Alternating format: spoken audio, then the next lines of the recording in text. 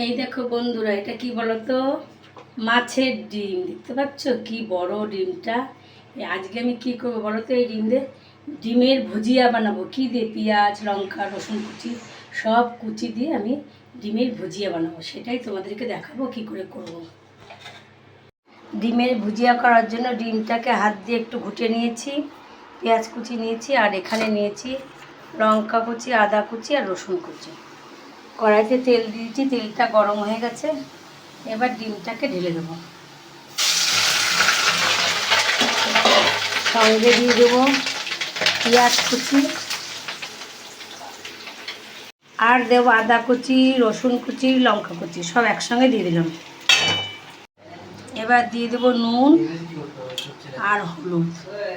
এবার এটা দিয়ে ভালো করে এমনি করে ভেজে নেব, সুন্দর করে ভেজে নেব। এই দেখো, দেখতে পাচ্ছ ডিমের ভুজিয়া কেমন হয়েছে? তবে আমার ডিমের ভুজিয়াটা হয়ে গেছে, এবার নামিয়ে ফেলি। এইভাবে আপনারা করে খেয়ে দেখবেন। শুধু এই ভুজিয়া দিয়ে গরম ভাত খাওয়া যায়, রুটিও খাওয়া যায়, তবে ভাতটাই বেশি ভালো লাগে।